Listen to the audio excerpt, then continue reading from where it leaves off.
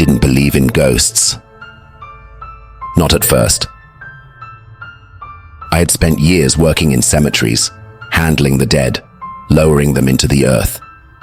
I knew every step of the process, the weight of a casket, the feel of damp soil clinging to my boots, the way the air turned thick with silence after the last shovelful of dirt covered a grave. I knew death. Or at least, I thought I did. Until I started working at Black Hollow Cemetery. When I first arrived at Black Hollow Cemetery, I didn't think much of the stories. Every old graveyard has its share of myths, rumors passed down through generations, ghosts seen at dusk, strange figures vanishing behind headstones, whispers carried by the wind. I told myself that people just see what they want to see. The dead don't get up and walk. At least, that's what I believed back then. The cemetery itself was ancient, the oldest in the county. Some headstones had crumbled beyond recognition. Others stood at awkward angles, as if trying to pull themselves from the earth. The iron gate at the entrance had long since rusted over, the once intricate patterns now jagged and broken. My job was simple: prepare the bodies, dig the graves, keep the grounds in order. Nothing more, nothing less.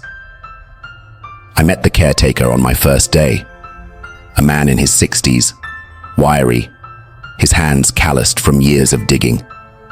He barely looked at me as he spoke, as if the cemetery itself was listening. "You stay long enough, you'll hear them too," he muttered, tossing a shovel into my hands. At the time, I thought he was just trying to scare me. The first week passed without incident. The work was grueling but straightforward. Most burials were routine, just another coffin lowered into the ground, just another marker added to the rows of the dead. But then came Victor Halloway. The name meant nothing to me at first, just another body, another grave to dig. But when I found his plot, I noticed something strange. The soil was loose, as if it had been disturbed recently. When I checked the burial records, I found something that didn't make sense. Victor Halloway had been buried 3 times. The first was in 1872. Cause of death, unknown. The second was in 1911. Cause of death, unknown. The third was in 1964. Cause of death, unknown. The same man, the same grave. 3 burials. It made no sense. I asked the caretaker about it, but he just shrugged. "Some people don't stay put," he said, then walked off before I could press him further. That night, I stayed late at the cemetery, going through the records, trying to make sense of what I had found. Rain began to fall, soft at first, then heavier, tapping against the office window. I told myself it was just a clerical error, a mistake in the archives, a mix-up over generations. Then I heard it. Footsteps. Not mine, not the caretaker's. Slow, measured, crunching against the gravel path just outside the door. I froze, listening. The cemetery was supposed to be empty. I had locked the gate myself before heading back inside. The footsteps stopped just outside the window. For a long moment, there was nothing but the sound of rain. I exhaled, trying to steady my breathing. Maybe it was just my imagination. Maybe dash. A sharp knock on the glass. My heart nearly stopped. I turned my head slowly, my pulse hammering against my skull. But there was no one there. Just my own reflection staring back at me through the rain-streaked window. Or at least, that's what I thought. Until the reflection blinked, and I didn't. I stumbled back, knocking over a chair, my breath coming in short, uneven gasps. When I dared to look again, the window was empty, nothing but darkness beyond the glass. The footsteps didn't return that night. but something told me they would. And the next time, I might not be the only one listening. At first, I thought I had made a mistake. The grave had been filled in. The marker stood in its place. But when I double-checked the records, my stomach knotted. The coffin beneath my feet was supposed to hold the remains of Margaret Holloway. Buried 3 months ago. Sealed. Accounted for. But when I opened the plot, there was nothing inside. No sign of the casket. No broken wood. No disturbance in the soil. It was as if the body had never been buried at all. I stared into the empty hole for what felt like forever, my mind scrambling for an explanation. Had there been a mix-up? A relocation I hadn't been told about? But then it happened again. And again. One by one, graves were found empty. The names varied. Some had been buried months ago, others decades. But the result was always the same. Nothing left. No sign of digging. No sign of theft. Just a hollow space where the dead should have been. I told myself there had to be a logical reason. I asked the caretaker, hoping for an answer that would make sense. He didn't look surprised. If anything, he seemed amused. Maybe they walked away on their own, he said, grinning. I laughed, waiting for him to say he was joking. He didn't. That's impossible. The bodies were embalmed. My voice was tight. He leaned in closer, lowering his voice. Not all of them. I didn't ask him what he meant. I should have. That night, I stayed late again, poring over the records. It was as if the cemetery had a gap in its history. Some entries were crossed out. Others were missing entire pages, the ink smudged beyond recognition. I flipped through as carefully as I could, tracing names with my fingertips. Then I saw it. A burial entry for Victor Holloway, dated 1 week ago. But that was impossible. He had been buried in that plot over 50 years ago. I didn't remember a new service. I had never seen the casket come through. And yet, there it was. The date, staring back at me, in fresh, dark ink. I checked the log for whoever had signed off on the burial. The space was blank. A cold sweat broke across my skin. Somewhere outside, the wind picked up, rattling the office door. I barely noticed. My mind was elsewhere, replaying what I had just seen. Had someone reburied him? Had someone dug him up? Or worse, had he done it himself? I needed to see it for myself. I grabbed a lantern and made my way to his grave, my footsteps echoing across the silent grounds. The wind had died down by the time I reached the headstone, leaving the air unnervingly still. I hesitated, staring at the fresh dirt covering the plot. Then I began to dig. The soil was damp, the scent of earth filling my lungs as I worked my way down. I told myself I was being ridiculous, that I would find a brand new casket beneath me, that this was all some kind of error. The shovel hit something solid. Wood. I exhaled, my body trembling from exertion. Carefully, I brushed away the remaining dirt, exposing the surface of the coffin. It looked old, weathered, far too aged to have been buried only a week ago. I hesitated. Then, before I could think twice, I pried it open. The hinges creaked, the sound deafening in the silence. My breath hitched. Victor Holloway was inside, but he wasn't decomposed. He wasn't skeletal. He looked as if he had just died yesterday. His skin was gray, his hands folded neatly over his chest. His face was slack, undisturbed. And then, he blinked. I stumbled backward, my heart slamming against my ribs. The coffin lid crashed shut, kicking up a cloud of dirt. I scrambled to my feet, my mind screaming at me to run, but my legs wouldn't move. Silence. Then, from inside the coffin, a slow, deliberate knock. Once, twice, 3 times. I turned and ran, not stopping until I was locked inside the office. My back pressed against the door, my breath coming in ragged gasps. I didn't sleep that night. And when the sun rose, I forced myself back to the grave. The hole was filled in. The coffin was gone. As if I had never opened it in the first place. I made up my mind. I had spent too many nights questioning what I had seen, convincing myself it was exhaustion, a trick of the mind, stress warping reality into something impossible. But the facts wouldn't let go. The vanishing corpses, the missing burial records, the coffin that had been filled, then wasn't.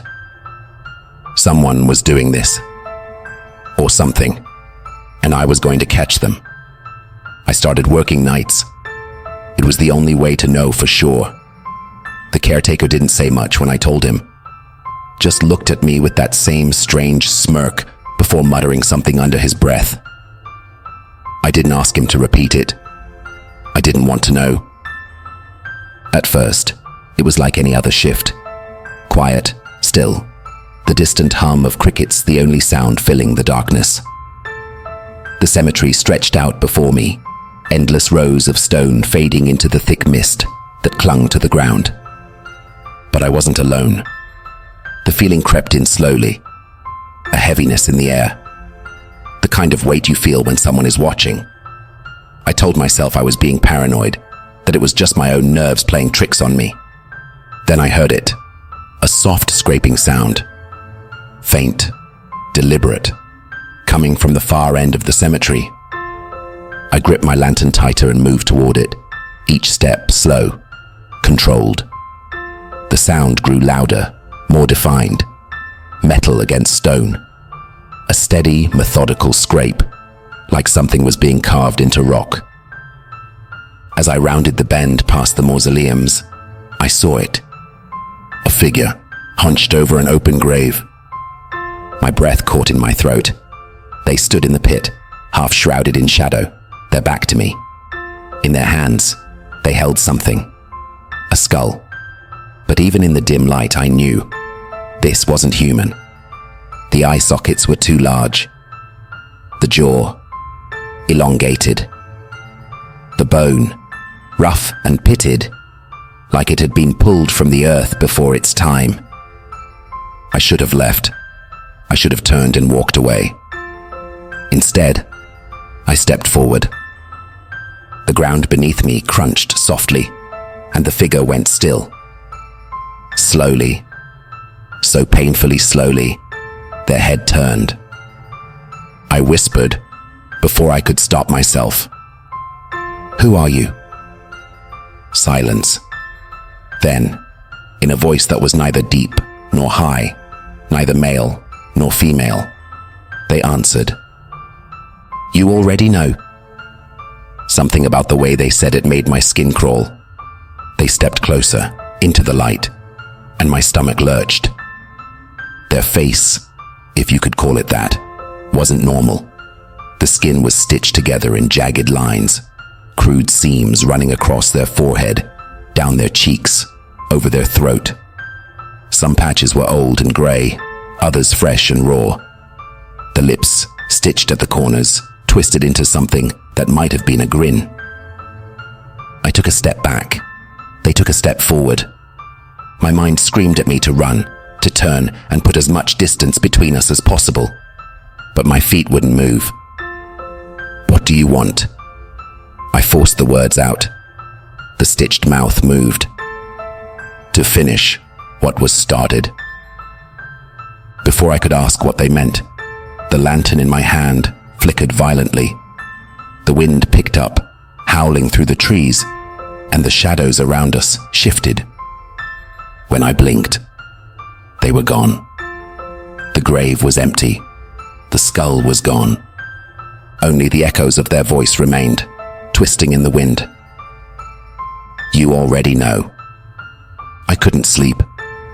Every time I closed my eyes, I saw it. The figure standing in the grave, the grotesque seams holding its face together, the empty sockets staring through me. You already know. The words refused to leave my mind. I didn't know. Not yet. But something inside me whispered that the answer had always been there, waiting just beneath the surface. I spent the next day digging through old cemetery records, searching for anything, any sign, any name, any clue that could explain what was happening. The files were inconsistent, pages missing, dates that didn't match up. Entire families were listed as buried with no plot locations. Death certificates referenced graves that no longer existed. And then, finally, I found it. Buried beneath stacks of yellowed papers and brittle records was a leather-bound journal, the edges worn, the pages dark with age. The name on the cover had nearly faded, but I could still make it out. Nathaniel Grayson. I had seen that name before. A headstone. One of the oldest graves in Black Hollow Cemetery.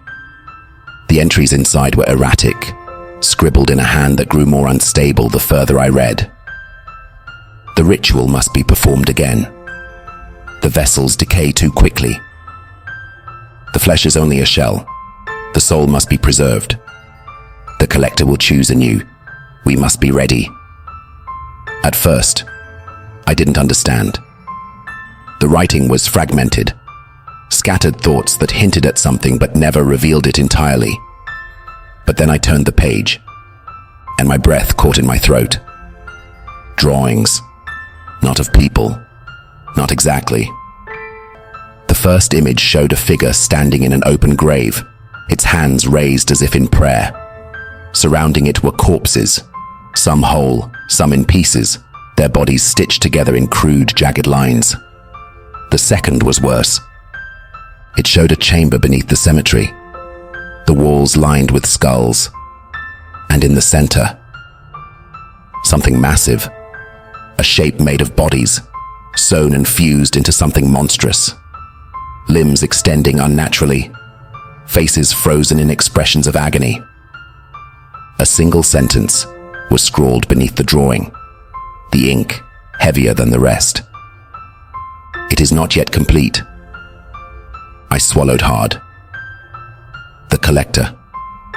It wasn't a legend. It wasn't a myth passed down by superstitious gravediggers.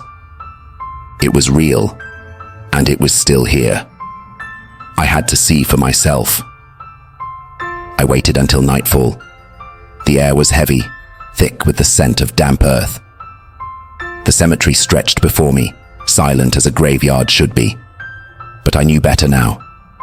The silence wasn't natural. It was expectant. The crypt was exactly where I had seen it before. An old, crumbling structure, the name above the arch worn down by time. Nathaniel Grayson's tomb. I pushed open the rusted door, the hinges groaning in protest. My lantern flickered as I stepped inside, illuminating the stone walls lined with narrow shelves. The remains of those long dead rested in decayed coffins, the wood blackened with rot. But one casket stood apart from the others. It was newer. The wood, though covered in dust, had not yet crumbled. My pulse quickened. I reached for the lid. Then, a sound. A slow, rhythmic clicking. Bone against bone. I froze. The sound grew louder, closer, echoing off the stone walls. I turned, raising the lantern. The light stretched into the darkness, revealing the far side of the crypt. And then I saw it. A skeleton, moving. Its body swayed unnaturally, joints bending at odd angles. The bones clicked together as it took a step forward, then another. Then it opened its mouth. No voice came, no breath. Just the horrible scrape of bone shifting against bone. I stumbled backward, my foot catching on the edge of the casket. I hit the ground hard, the lantern rolling from my grasp. The flame sputtered. In the sudden dimness, something else moved in the shadows. A hand, not skeletal, flesh, stitched. A voice. "You shouldn't have come here." The collector stepped into the lantern's glow. I tried to speak, but my throat had closed. My body refused to move. The collector knelt beside me, watching, studying. "What are you doing with the bodies?" I finally forced the words out. The collector smiled. The stitches at the corners of their mouth stretched, pulling the skin unnaturally. Finishing what I started centuries ago. Before I could react, a deep rumble shook the ground beneath us. The walls trembled, dust spilling from the ceiling. The casket beside me split open, revealing what lay inside. Not a corpse. Not one corpse. Many. Sewn together. The walls cracked, the floor beneath us giving way. The crypt collapsed around us, stone and dirt raining from above. And as I fell, as the darkness swallowed me whole, I saw what lay beneath the cemetery.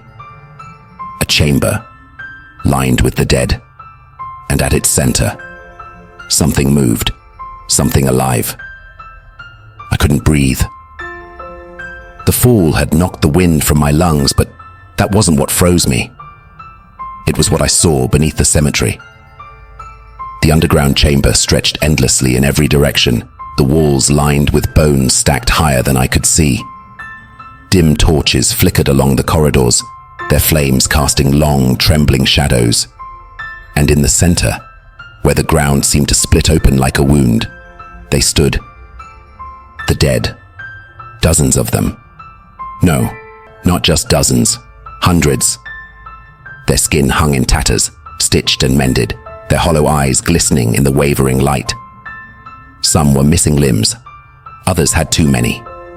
Bodies fused together, heads turned at unnatural angles. They did not move like people. They did not move like anything living.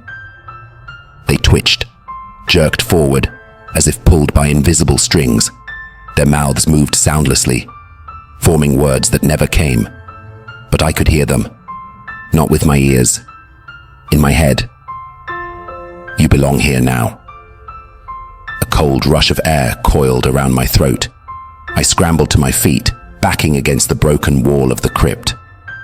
My mind screamed for an escape, but the chamber had no doors, no ladders, no way out. And then, a hand.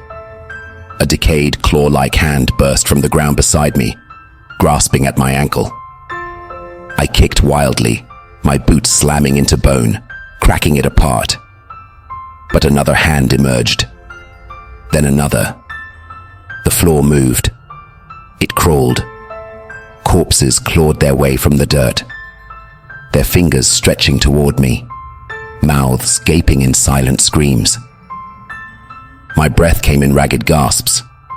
This couldn't be real. This wasn't real. But then I saw him, the collector. He stood on the far side of the chamber, watching, smiling. The stitches in his face stretched as he spoke. They never truly rest, you know. His voice was gentle, almost kind.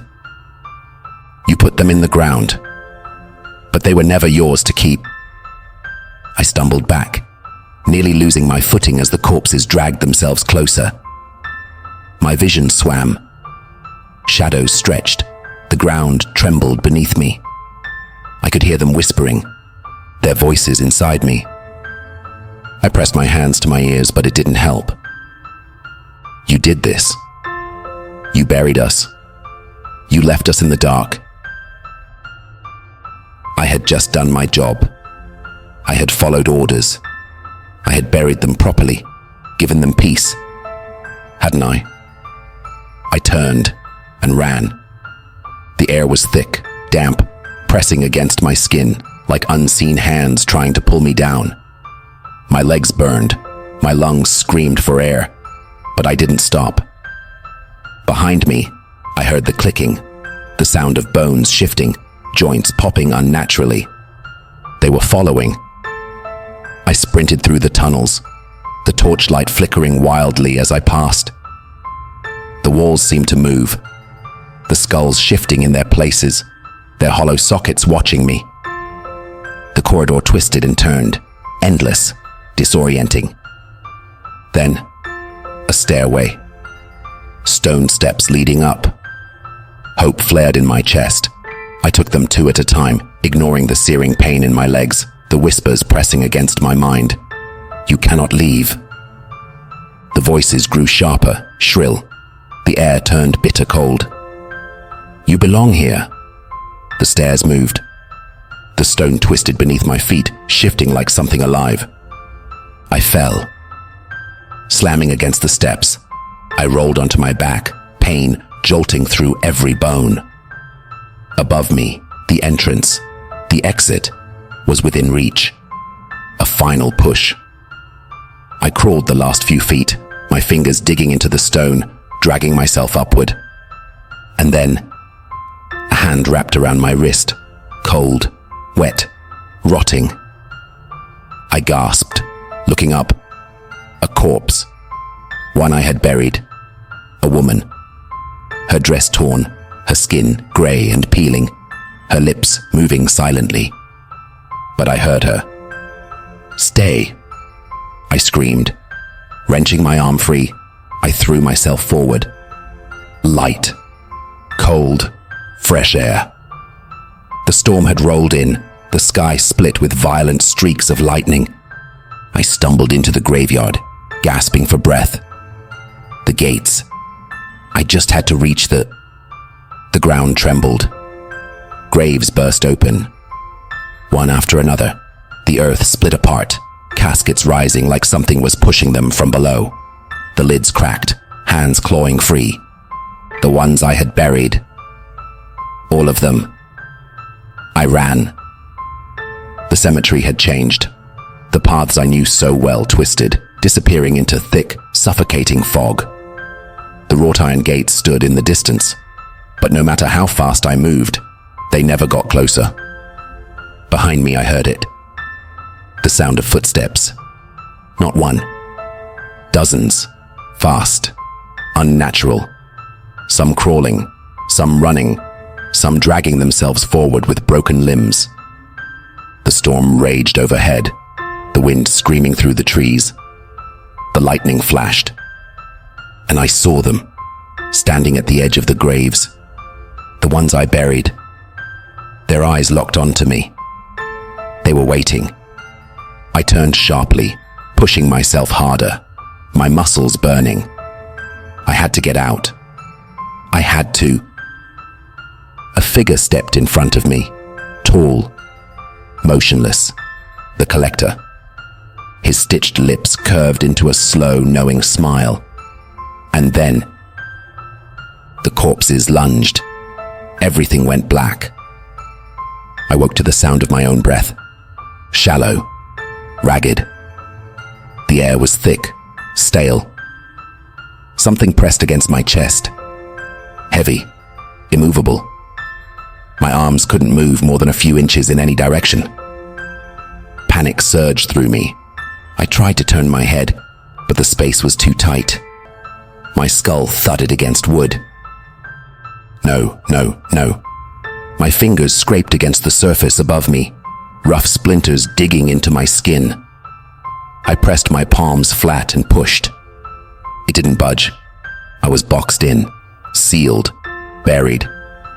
A scream tore from my throat, bouncing back at me in the suffocating dark. I fought against the lid, kicking, thrashing, my fists slamming into the wood until pain lanced through my knuckles. But there was no give, no way out. My breathing turned frantic, too fast. The air was thin, disappearing with each gasping inhale. I was running out of time.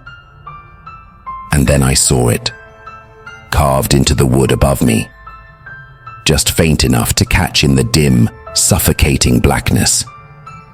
My name, my full name, chiseled deep into the coffin lid. My vision blurred. I had been buried alive, buried under my own name. A low whisper brushed against my ear. "You're part of the collection now." I froze. The darkness was absolute, but I felt it. I wasn't alone. Something shifted beside me. Slow. Deliberate. The space was too tight for two people. But something else was in here. A hand. Rotting. Wet. Fingers pressing against my arm. The nails scraping along my skin. I jerked away, my back slamming into the coffin wall. The wood groaned under the weight of my movements. The whisper came again. "You don't belong out there anymore." My chest heaved, my heartbeat hammering against my ribs. I tried to move, to twist away, but there was nowhere to go. The hand trailed up my shoulder, fingers cold as ice. I opened my mouth to scream, and the coffin shook. Something was moving above me. I heard the faintest sound of dirt shifting, crumbling down over the wood. And then, a nail. A single, deliberate nail, being hammered into place. The coffin rattled with each strike, sealing me in deeper.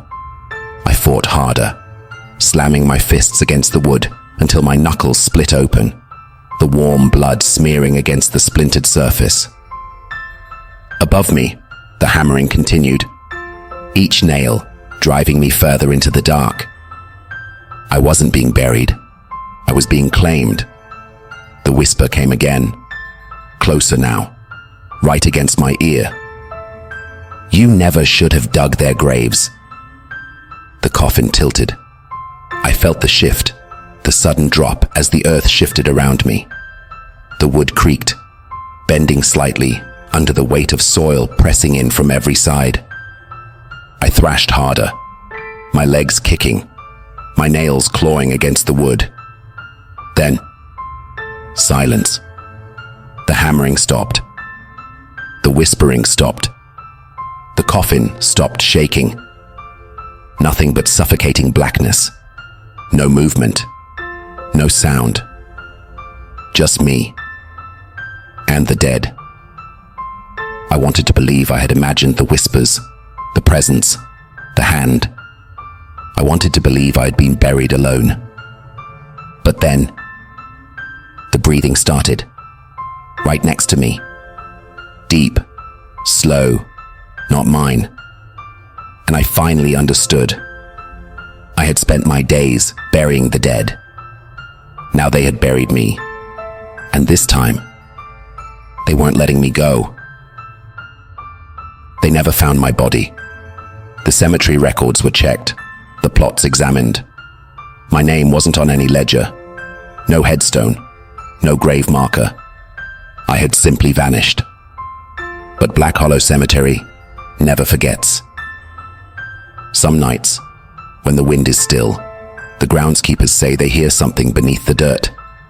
A whisper, a single muffled scream, or the faintest sound of a nail being hammered into wood. If you ever visit Black Hollow Cemetery, keep walking. Don't stop. And whatever you do, never look back, because if you do, they'll see you, and they never let go.